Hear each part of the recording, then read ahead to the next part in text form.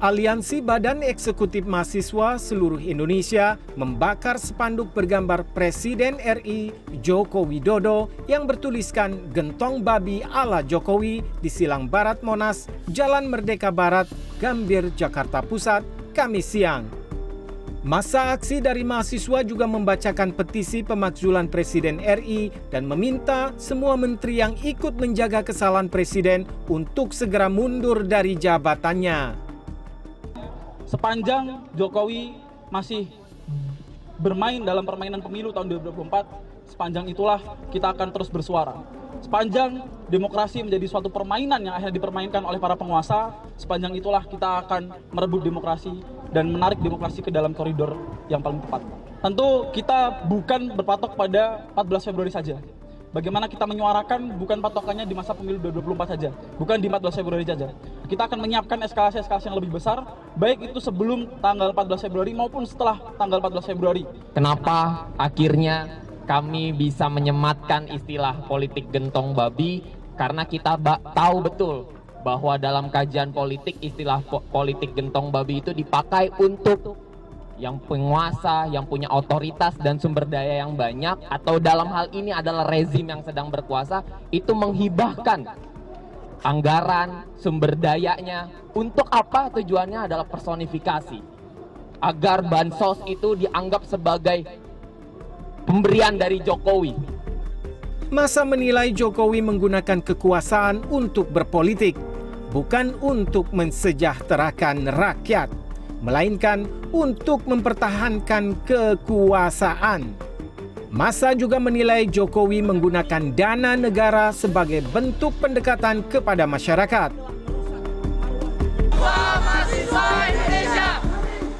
Sehari sebelumnya, mahasiswa melakukan long march dari Monumen Reformasi 12 Mei Trisakti, Jakarta Barat, menuju kawasan Istana Jakarta. Mereka menuntut pemakzulan Presiden Joko Widodo dan menyerukan boikot untuk partai politik yang tidak mendukung pemakzulan. Kericuhan sempat pecah antara mahasiswa dan polisi di dekat pos polisi Harmoni beberapa meter dari kawasan Istana. Mahasiswa menyebut saat ini demokrasi Indonesia kian tercoreng. Mulai dari keputusan Mahkamah Konstitusi soal batas usia Capres-Cawapres yang melanggar etika hingga soal keberpihakan pemerintah pada paslon tertentu. Dari kalian pun sudah tahu gitu loh siapa yang terkait dengan hal ini. Tapi di sini adalah yang kita kecurangannya pasti adalah orang-orang yang memang mereka memanfaatkan situasi pemilu ini untuk menaruh kepentingan yang ada seperti itu. Aksi juga dilakukan puluhan orang yang merupakan sivitas akademika Universitas Airlangga menyampaikan seruan di halaman gedung Pasca Sarjana Kampus Dharma Wangsa, UNER, Surabaya. Mereka mengecam segala bentuk praktik pelemahan demokrasi. Mereka meminta Presiden merawat prinsip-prinsip etika dengan tidak menyalahgunakan kekuasaan. Di tengah gelombang kritikan, Presiden Jokowi merespon bahwa dirinya tidak akan berkampanye untuk paslon tertentu. Presiden juga kembali menghimbau ASN, TNI, dan Polri untuk netral dalam pemilu. Saya ingin menegaskan kembali bahwa ASN, TNI, Polri, termasuk BIN harus netral. Jika pertanyaannya apakah saya akan kampanye, saya jawab, tidak. Saya tidak akan berkampanye. Sebelumnya, Presiden Joko Widodo menuai kritik setelah menyebut Presiden boleh berpihak karena undang-undang membolehkan. Kritikan semakin tajam setelah Presiden bersama Ibu Negara turun ke sejumlah daerah membagikan bansos. Tim Liputan CNN Indonesia.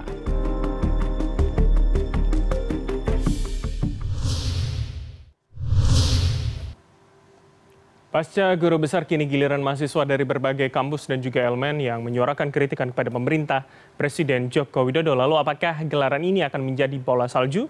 Dan bagaimana pula tanggapan istana dan seberapa berpengaruh pada pemilu baik dari kualitas maupun tahapannya. Dan untuk membahasnya sudah bersama kami sejumlah orang narasumber. Pertama yang hadir di studio adalah staf khusus Presiden Republik Indonesia, Billy Mambrasar. Selamat malam Mas Billy, terima kasih sudah hadir di studio. Dan tidak hanya Mas Billy, juga ada sejumlah narasumber lain yang tersambung dari luar studio. Yang pertama sudah terhubung yaitu Mas Bagus Hadikusumo, Koordinator Aliansi BEM Seluruh Indonesia Wilayah Jateng DIY. Mas Bagus, selamat malam. Selamat malam Mas. Baik, dan nanti akan bergabung pula dosen kepemiluan FHUI, Mbak Titi Anggraini, namun belum bergabung. Saya langsung saja kalau begitu, saya ke Mas Bagus terlebih dahulu. Mas Bagus, jadi kalau disebutkan ini seperti timeline atau rentetan peristiwa begitu ya, setelah guru besar kini mahasiswa. Tapi pertanyaan saya adalah, mengapa kemudian spesifik pada Presiden Jokowi, sedangkan kemarin guru besar itu spesifik atau kemudian tertujunya masih pada soal demokrasi begitu Mas Bagus? Ya karena jelas ya Mas ya, bahwa Jokowi menjadi subjek yang sedang mempermainkan demokrasi.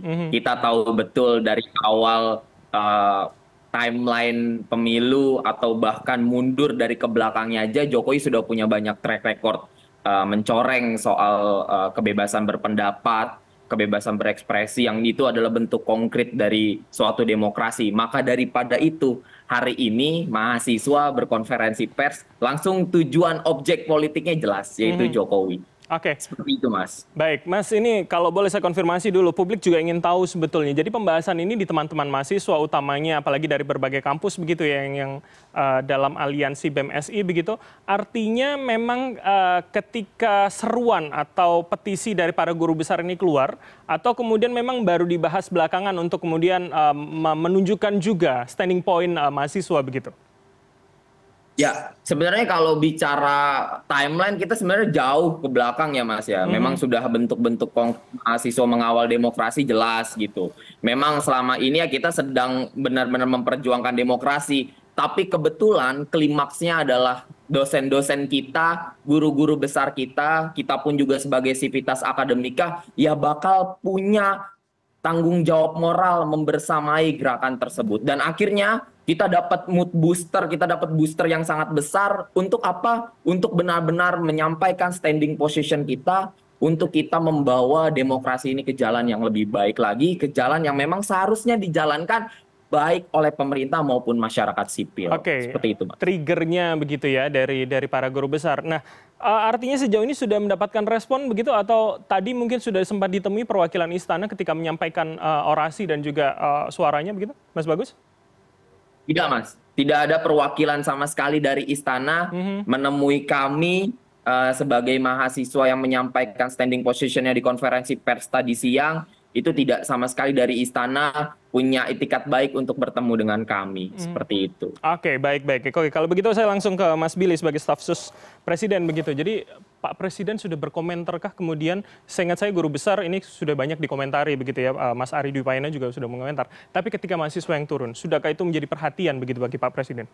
Ya, pertama bahwa hak demokrasi untuk setiap warga negara menyampaikan aspirasi politiknya itu dilindungi oleh negara, dan Presiden berkomitmen penuh memberikan space tersebut. Dan itu tentunya kita tahu berdasarkan Undang-Undang Nomor 9 Tahun 1998 tentang menyuarakan pendapat di muka umum, termasuk aspirasi politik. Nah, akan tetapi mungkin izin bantu menjawab juga bahwa sesuai dengan Undang-Undang Nomor 9 Tahun 1998, menyampaikan aspirasi itu ada batasan waktu tertentu, yakni pada pukul 6 pagi hingga 6 sore di ruang terbuka, dan bisa sampai jam 10 pagi di ruang tertutup, plus sebenarnya nggak boleh dilakukan di hari-hari besar nasional, di mana hari ini adalah Isra Miraj, dan besok adalah untuk saudara-saudara kita dari latar belakang Tionghoa adalah hari besar tahun baru Imlek. Jadi sejatinya mungkin kalau kita sempat menyinggung demokrasi dan etika, kita bisa melihat dulu undang-undang untuk menyampaikan pendapat itu boleh nggak dilakukan di hari nasional? Apakah itu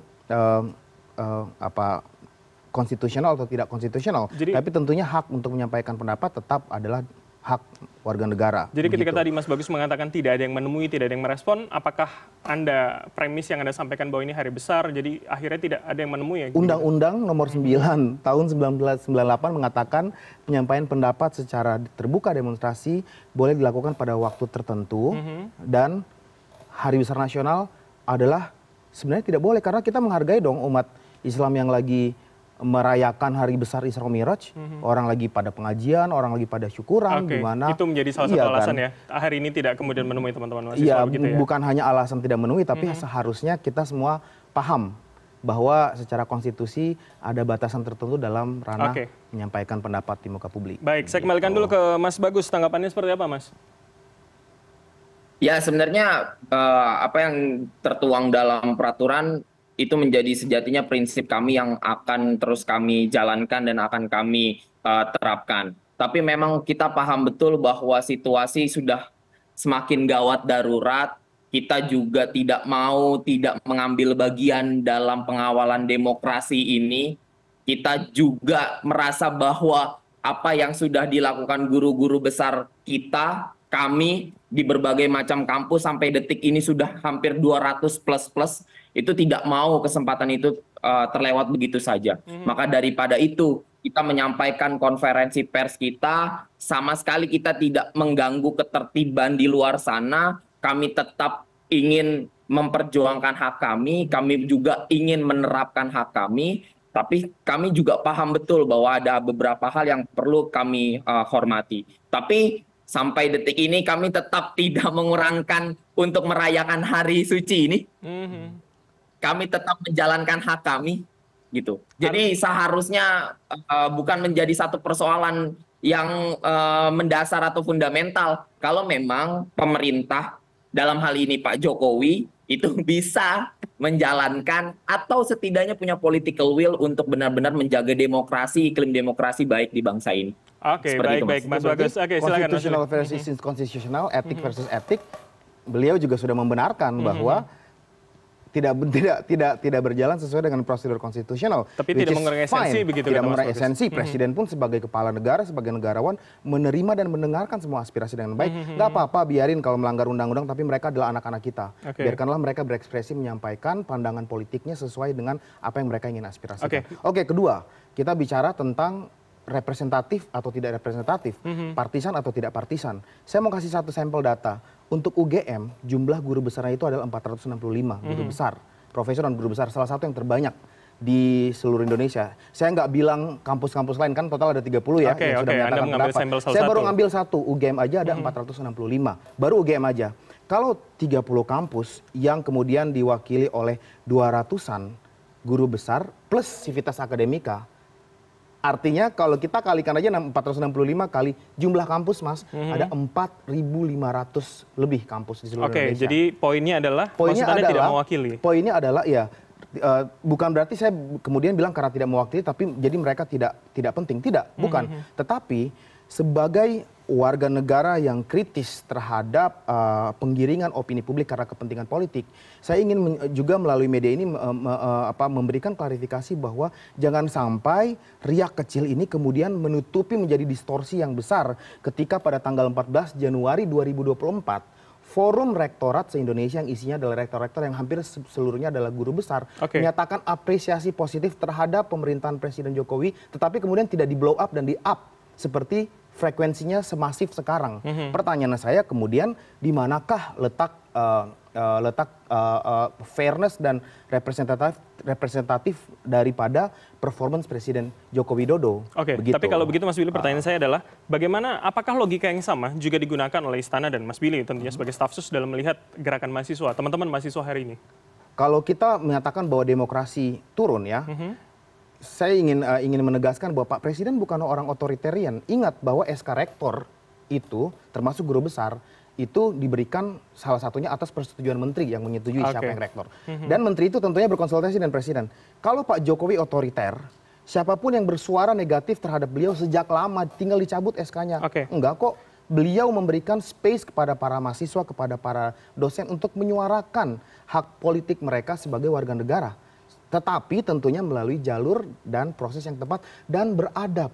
Tidak menggunakan kata maaf tolol, tidak menggunakan maaf kata babi. Tidak perlu dicontohkan begitu ya. Seperti itu kan muncul juga tadi dan itu cukup. Tapi pertanyaan saya begini, sebelum saya akan kembali ke Mas Bagus dan juga sudah ada Mbak Titi yang bergabung sama kami. Artinya Pak Presiden sudah aware belum dengan gerakan mahasiswa, dengan suara teman-teman mahasiswa hari ini yang cukup besar di Jakarta? Beliau aware, ya, beliau aware. Tapi ingat bahwa hari ini adalah Isra Miraj, besok adalah tahun baru Imlek. Dan kemudian tuduhan-tuduhan yang mengatakan satu, bahwa presiden kemudian ikut berkampanye seperti kata teman-teman mahasiswa tadi.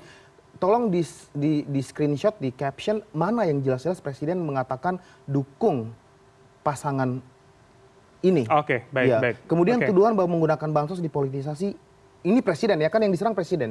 Jelaskan satu momen bukti bahwa ketika presiden membagikan bansos, tolong pilih pasangan ini. Harus dengan evidence dan dengan data. Oke, dan baik. Kita konfirmasi. Poin terakhir adalah ketika menyatakan bahwa demokrasi itu turun harus bicara dengan indikator ya. Economic Unit Intelligence yang mengukur indeks demokrasi Indonesia dari tahun 2013 hingga tahun 2023 itu terjadi peningkatan skor dari 52 ke 54. Di mana angka rata-rata kita juga dari 5, naik menjadi 6. Jadi sebenarnya indeks demokrasi kita itu menurut asesmen yang dilakukan oleh Economic Intelligence Unit itu membaik berdasarkan indikator tersebut. Baik, saya konfirmasi ke teman-teman mahasiswa kalau begitu Mas Billy. Apa kemudian yang Anda tanyakan dan standarnya? Oke, Mas Bagus silakan jawaban Anda. Ya, Mas. Saya paham betul apa yang disampaikan Mas Billy, karena Mas Billy adalah staf khusus presiden yang harus memperbaiki kinerja presiden. Dan Mas Billy harus disampaikan SK keputusan pengangkatan guru besar bukan menjadi satu gunung atau jadi satu simbol bahwa demokrasi kita itu baik-baik aja. Nggak bisa dibilang begitu, Mas Billy. Contohnya adalah banyak operasi-operasi yang terjadi untuk bisa cooling system, ngamanin rektor-rektor bertestimoni untuk bisa testimoni baik kepada Jokowi. Di saat kampus-kampus besar sedang menyampaikan petisinya untuk membawa jalan demokrasi ke jalan yang lebih baik. Apakah itu jadi salah satu bentuk bahwa demokrasi kita baik? Atau itu satu bentuk bahwa SK itu menggambarkan bahwa Jokowi itu tidak otoriter? Nggak bisa juga bahwa indikator SK itu adalah menjadi satu bentuk bahwa Jokowi demokratis atau Jokowi tidak otoriter atau Jokowi pun otoriter ternyata. Dan kita tahu benar bahwa tahun 2 tahun ke belakang bagaimana aktivis di jalan dikriminalisasi, ditangkap, dibungkam, kita tahu betul. Dan kalau bicara tentang angka, memang mungkin Mas Billy lebih banyak megang data, tapi kita paham betul penerapan implementasi di jalanannya, Mas Billy. Mungkin itu, Mas. Baik, oke, Mas Bagus. Saya ke Mbak Titi terlebih dahulu. Kita tenangkan dulu Mas Billy dan Mas Bagus ini ya. Saya ke Mbak Titi dulu. Mbak Titi sudah bergabung sama kami? Ya. Oke, Mbak Titi, saya minta komentar Anda setelah guru besar kini mahasiswa begitu, meski kemudian ya responnya belum terlalu banyak, belum terlalu clear begitu dari istana, dari Mas Billy pula. Silakan Anda dulu, Mbak Titi. Ya, kita ini biasanya suka merespon kritik ataupun penyampaian aspirasi itu selalu dikaitkan dengan angka gitu ya. Saya tuh suka sekali tuh dapat respon. Memangnya Anda ini siapa yang pilih? Berapa masa Anda sehingga harus menyampaikan seperti itu. Nah, itu yang harus diperbaiki ya. Menurut saya jangan sampai kemudian kita simplifikasi merespon aspirasi cara pandang, walaupun saya tahu bahwa tidak bermaksud ke arah sana. Tapi hal-hal seperti itu seharusnya dihindari. Kenapa sih kita tidak kemudian menyerap itu sebagai bagian dari evaluasi dan refleksi? Perjalanan demokrasi kita, kalau tadi menyebut data di Economic Intelligence Unit, kita itu bukan peringkat 52, kita itu sekarang adalah peringkat 54, turun 2 peringkat dari sebelumnya 52. Dan kita ini juga di rilis ekonomis terbaru ya, kita turun 2 peringkat tuh. Kita masuk kategori negara flawed democracy. Bahkan terkait dengan indeks persepsi korupsi, kita tuh turun 5 peringkat, walaupun skornya tetap sama, 34. Kalau tahun sebelumnya kita 110, kita 115. Jadi ada persoalan dan saya kira apa yang disampaikan oleh Forum Guru Besar itu, apa sih yang salah? Kan pernyataannya semua merupakan seruan moral yang bagus begitu ya. Pemilu jangan curang, kan kita semua tidak mengharapkan curang. Jangan politisasi birokrasi, betul kan? Jangan politisasi birokrasi, jangan politisasi bansos, kan benar pesannya. Biasanya kalau yang marah itu biasanya karena memang yang diungkap itu kebenaran gitu ya. Tapi kalau emang nggak benar, ya sudah anggap saja itu sebagai seruan bersama supaya pemilu kita tidak bermasalah, gitu Baik. Mas. Oke, baik. Ini seperti Mas Billy sudah menjawab, tapi jangan jawab dulu karena kita akan harus diluruskan dong. Oke, nanti setelah jeda karena kita akan jeda sebentar. Pemirsa, kami masih akan melanjutkan usai jeda berikut ini. Tetaplah bersama kami di Pilihan Indonesia.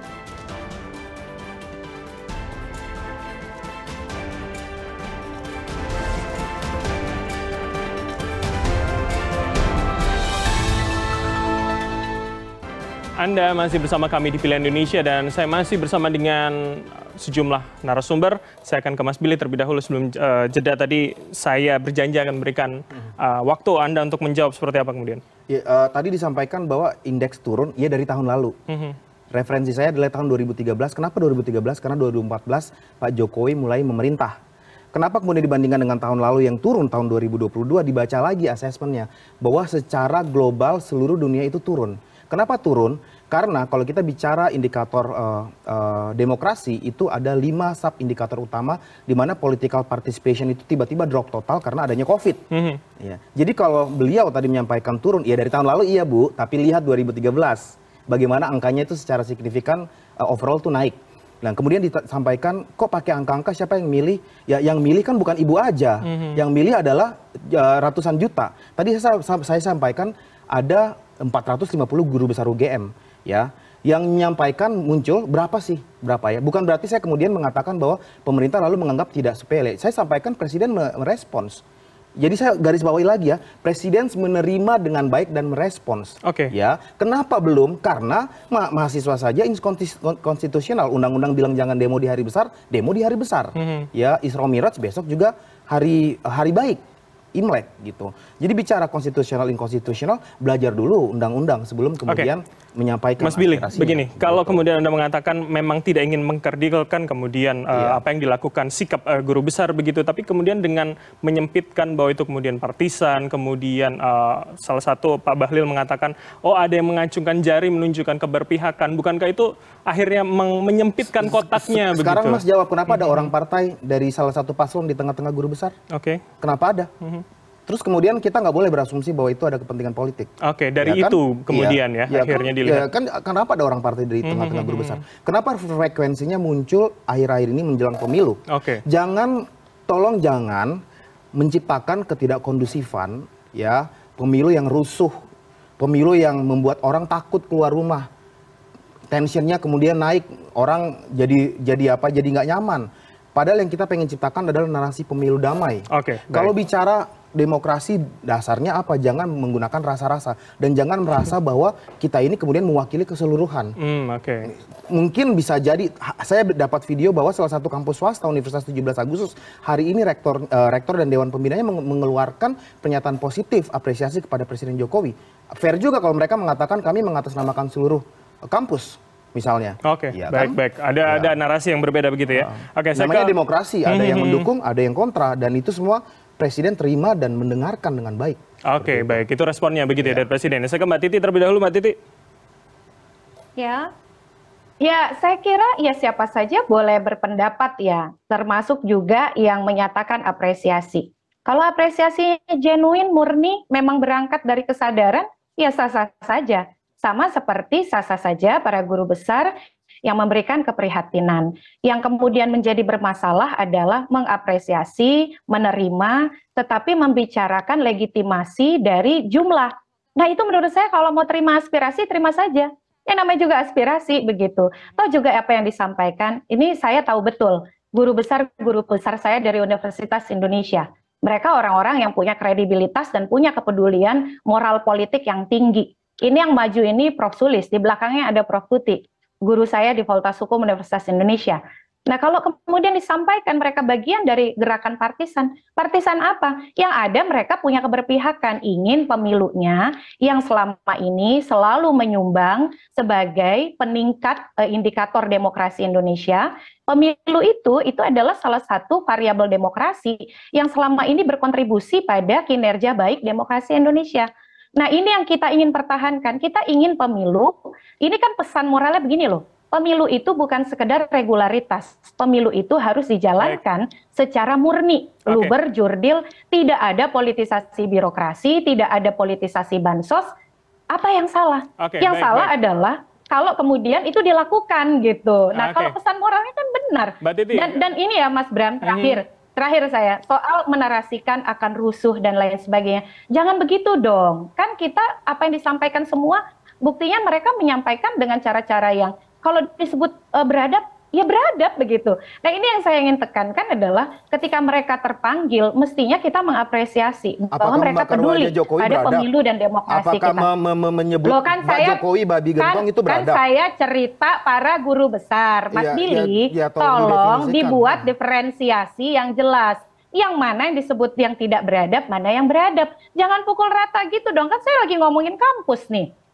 Oke, Kampus baik. mahasiswa juga melakukan demonstrasi hari besar beradab. Jadi jangan partisan juga gitu. Baik, baik. Oke, kalau begitu Terus siapa yang saya partisan? Siapa yang partisan? Apa Kalau buktinya ada orang partisan? partai di antara guru besar partisan bukan? Jawab dulu, kenapa ada orang partai di antara guru besar Iya. berkampanye? Iya, itu di mana kasusnya? Kan saya bicara Universitas Indonesia. Oh. Saya silakan tanya sama teman-teman. Teman-teman bagus apakah ada demonstrasi karena ditunggangi partai? Jangan begitu dong. Itu kan sama saja dengan menuduh dan kemudian Sama juga menyatakan sedia pandangan berbeda sebagai partisan. Menuduh politisasi bansos, menuduh partisan Pak Presiden Jokowi punya Mas preferensi. Billy, Itu juga Mas Billy menuduh. ingat ya omongan saya, dengar ya Mas Billy. Saya bilang tadi pesannya adalah jangan politisasi bansos. Jangan itu kan artinya seruan moral. Kalau merasa ya lain soal, tapi kalau tidak ya kan tadi saya bilang, ini seruan moral supaya pemilunya luber jurdil. Jangan ada politisasi birokrasi. Oke, Jangan ada politisasi bansos. Itu kan menguntungkan semua, bukan hanya menguntungkan salah satu pasangan calon. Kalau pemilunya free and fair kan semua untung. Kan Baik. itu pesan moral yang ingin kita dorong. Mbak gitu. Titi, kalau begitu pertanyaannya adalah, apakah kemudian ini akan berpengaruh paling tidak kita 5 hari lagi menjelang pencoblosan? Bukan soal tahapan, saya yakin, karena itu tidak akan terpengaruhi. Tapi apakah soal kepercayaan masyarakat terhadap kualitas pemilunya begitu? Apa analisa Anda? Terakhir, singkat saja Mbak. Ya, justru Mas Bram, kita ingin memberikan keyakinan kepada semua warga negara.